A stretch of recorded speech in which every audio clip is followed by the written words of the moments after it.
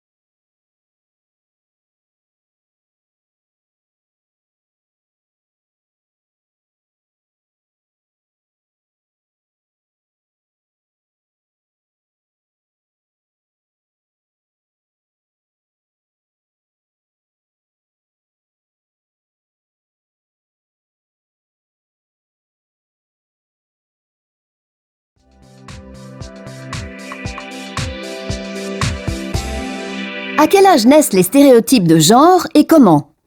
Une étude qui vient de paraître tente de répondre à cette question. C'est ce dont nous allons parler aujourd'hui dans notre émission avec Éric Fanin, Richard Hermont et Evelyne Daroux.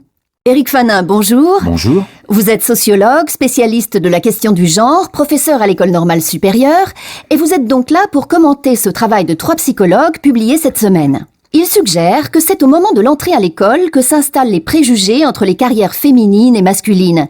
Préjugés qui, on va le voir, influencent le choix des jeunes filles et des jeunes garçons. Éric Fanin, expliquez-nous d'abord comment ont procédé ces 3 psychologues pour en arriver à cette conclusion. Eh bien, ce sont des enquêtes réalisées auprès d'enfants entre 5 et 7 ans à travers un ensemble de tests qui ressemblent à des jeux, puisqu'on ne peut pas leur poser des questions trop complexes. Les psychologues ont donc raconté une histoire aux enfants autour d'un personnage intelligent.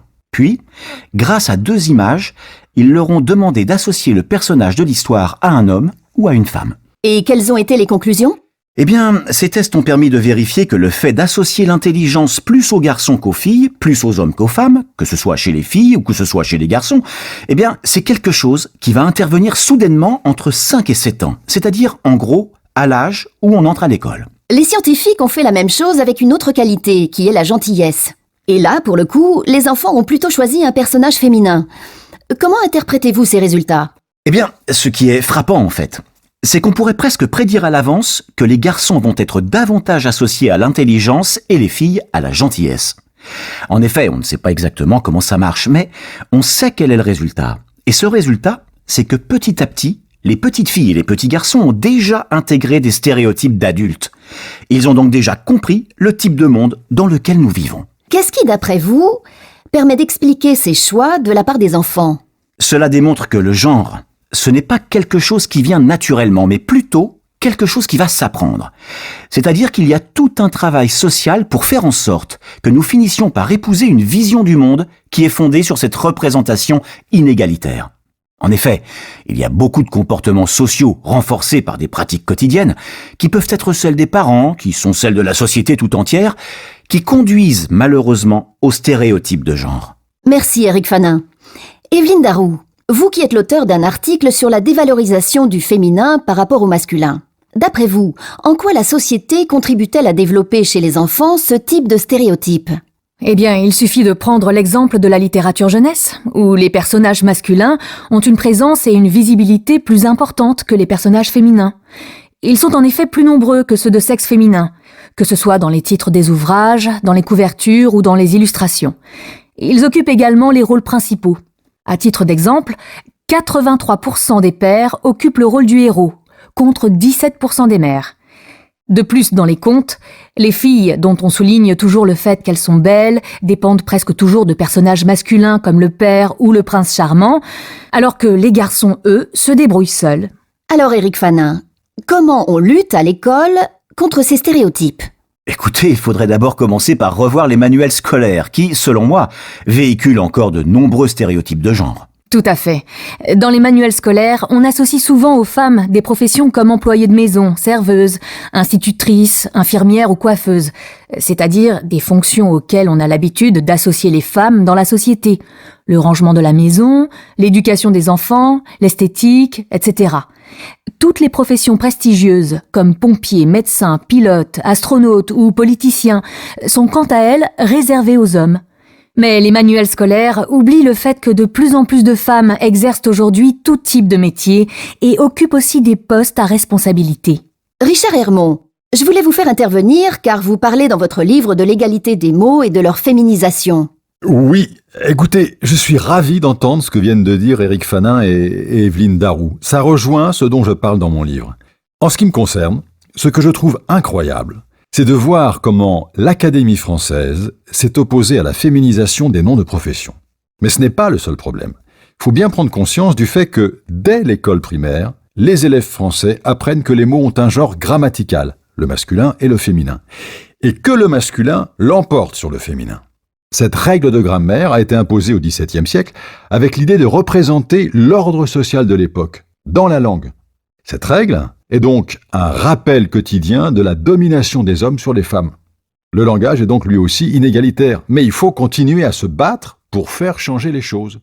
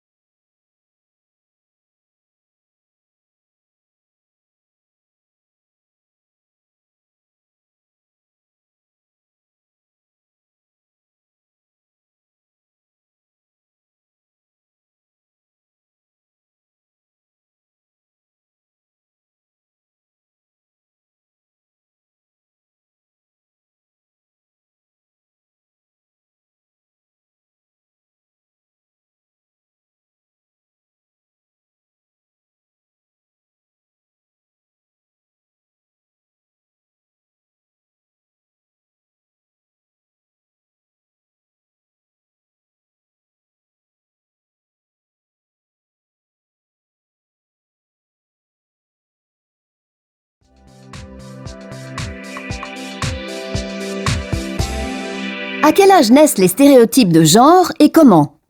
Une étude qui vient de paraître tente de répondre à cette question. C'est ce dont nous allons parler aujourd'hui dans notre émission avec Éric Fanin, Richard Hermont et Evelyne Daroux.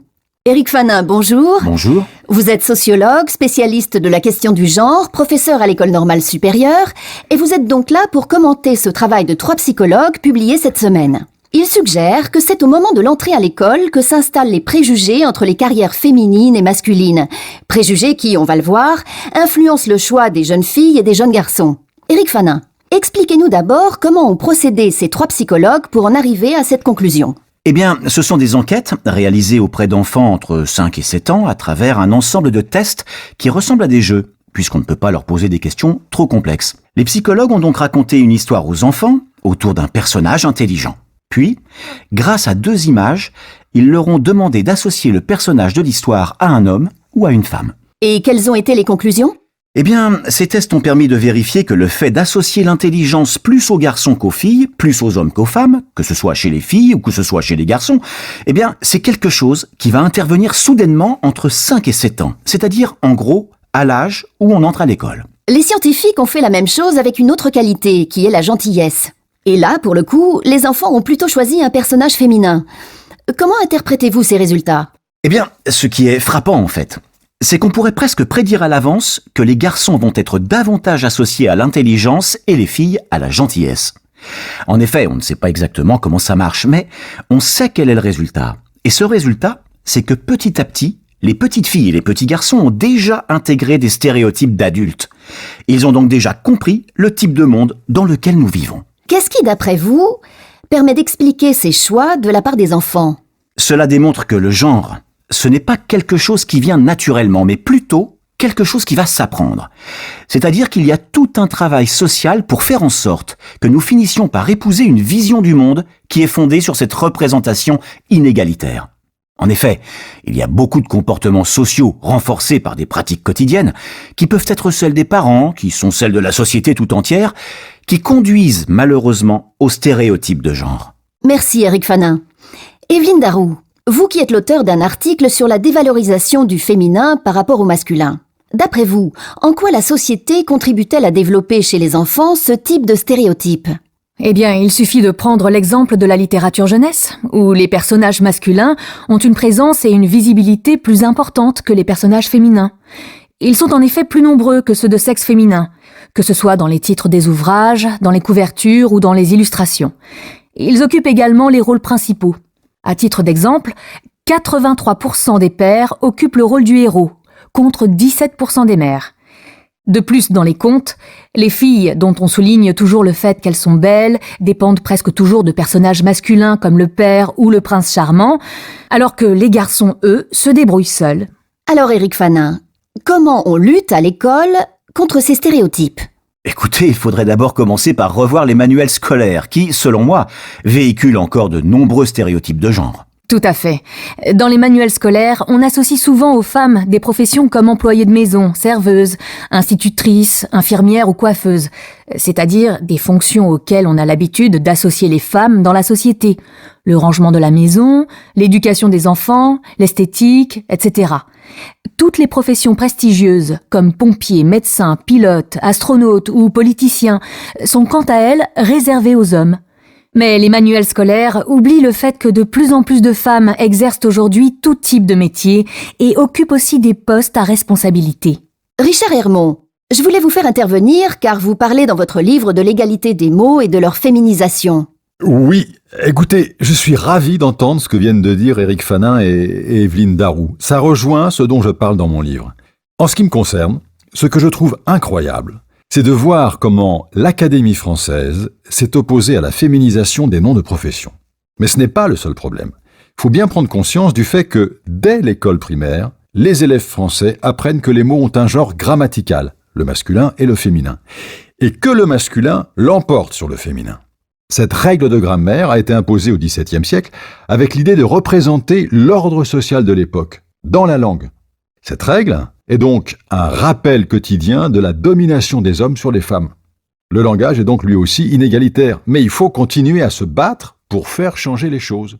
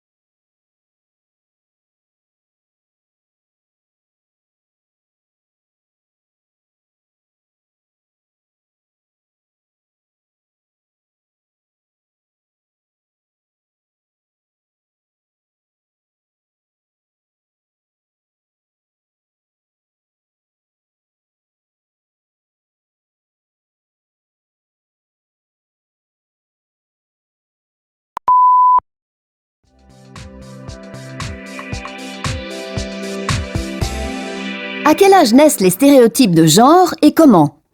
Une étude qui vient de paraître tente de répondre à cette question. C'est ce dont nous allons parler aujourd'hui dans notre émission avec Éric Fanin, Richard Hermont et Evelyne Darroux. Éric Fanin, bonjour. Bonjour. Vous êtes sociologue, spécialiste de la question du genre, professeur à l'École normale supérieure, et vous êtes donc là pour commenter ce travail de 3 psychologues publié cette semaine. Ils suggèrent que c'est au moment de l'entrée à l'école que s'installent les préjugés entre les carrières féminines et masculines. Préjugés qui, on va le voir, influencent le choix des jeunes filles et des jeunes garçons. Éric Fanin, expliquez-nous d'abord comment ont procédé ces 3 psychologues pour en arriver à cette conclusion. Eh bien, ce sont des enquêtes réalisées auprès d'enfants entre 5 et 7 ans à travers un ensemble de tests qui ressemblent à des jeux, puisqu'on ne peut pas leur poser des questions trop complexes. Les psychologues ont donc raconté une histoire aux enfants autour d'un personnage intelligent. Puis, grâce à 2 images, ils leur ont demandé d'associer le personnage de l'histoire à un homme ou à une femme. Et quelles ont été les conclusions ? Eh bien, ces tests ont permis de vérifier que le fait d'associer l'intelligence plus aux garçons qu'aux filles, plus aux hommes qu'aux femmes, que ce soit chez les filles ou que ce soit chez les garçons, eh bien, c'est quelque chose qui va intervenir soudainement entre 5 et 7 ans, c'est-à-dire, en gros, à l'âge où on entre à l'école. Les scientifiques ont fait la même chose avec une autre qualité, qui est la gentillesse. Et là, pour le coup, les enfants ont plutôt choisi un personnage féminin. Comment interprétez-vous ces résultats ? Eh bien, ce qui est frappant, en fait, c'est qu'on pourrait presque prédire à l'avance que les garçons vont être davantage associés à l'intelligence et les filles à la gentillesse. En effet, on ne sait pas exactement comment ça marche, mais on sait quel est le résultat. Et ce résultat, c'est que petit à petit, les petites filles et les petits garçons ont déjà intégré des stéréotypes d'adultes. Ils ont donc déjà compris le type de monde dans lequel nous vivons. Qu'est-ce qui, d'après vous, permet d'expliquer ces choix de la part des enfants ? Cela démontre que le genre, ce n'est pas quelque chose qui vient naturellement, mais plutôt quelque chose qui va s'apprendre. C'est-à-dire qu'il y a tout un travail social pour faire en sorte que nous finissions par épouser une vision du monde qui est fondée sur cette représentation inégalitaire. En effet, il y a beaucoup de comportements sociaux renforcés par des pratiques quotidiennes qui peuvent être celles des parents, qui sont celles de la société tout entière, qui conduisent malheureusement aux stéréotypes de genre. Merci Éric Fanin. Evelyne Darroux, vous qui êtes l'auteur d'un article sur la dévalorisation du féminin par rapport au masculin. D'après vous, en quoi la société contribue-t-elle à développer chez les enfants ce type de stéréotype ? Eh bien, il suffit de prendre l'exemple de la littérature jeunesse, où les personnages masculins ont une présence et une visibilité plus importantes que les personnages féminins. Ils sont en effet plus nombreux que ceux de sexe féminin, que ce soit dans les titres des ouvrages, dans les couvertures ou dans les illustrations. Ils occupent également les rôles principaux. À titre d'exemple, 83% des pères occupent le rôle du héros, contre 17% des mères. De plus, dans les contes, les filles, dont on souligne toujours le fait qu'elles sont belles, dépendent presque toujours de personnages masculins comme le père ou le prince charmant, alors que les garçons, eux, se débrouillent seuls. Alors Éric Fanin, comment on lutte à l'école contre ces stéréotypes ? Écoutez, il faudrait d'abord commencer par revoir les manuels scolaires qui, selon moi, véhiculent encore de nombreux stéréotypes de genre. Tout à fait. Dans les manuels scolaires, on associe souvent aux femmes des professions comme employées de maison, serveuses, institutrices, infirmières ou coiffeuses, c'est-à-dire des fonctions auxquelles on a l'habitude d'associer les femmes dans la société. Le rangement de la maison, l'éducation des enfants, l'esthétique, etc. Toutes les professions prestigieuses, comme pompiers, médecins, pilotes, astronautes ou politiciens, sont quant à elles réservées aux hommes. Mais les manuels scolaires oublient le fait que de plus en plus de femmes exercent aujourd'hui tout type de métier et occupent aussi des postes à responsabilité. Richard Hermont, je voulais vous faire intervenir car vous parlez dans votre livre de l'égalité des mots et de leur féminisation. Oui, écoutez, je suis ravi d'entendre ce que viennent de dire Éric Fanin et Evelyne Darroux. Ça rejoint ce dont je parle dans mon livre. En ce qui me concerne, ce que je trouve incroyable, c'est de voir comment l'Académie française s'est opposée à la féminisation des noms de profession. Mais ce n'est pas le seul problème. Il faut bien prendre conscience du fait que, dès l'école primaire, les élèves français apprennent que les mots ont un genre grammatical, le masculin et le féminin, et que le masculin l'emporte sur le féminin. Cette règle de grammaire a été imposée au XVIIe siècle avec l'idée de représenter l'ordre social de l'époque, dans la langue. Cette règle est donc un rappel quotidien de la domination des hommes sur les femmes. Le langage est donc lui aussi inégalitaire, mais il faut continuer à se battre pour faire changer les choses.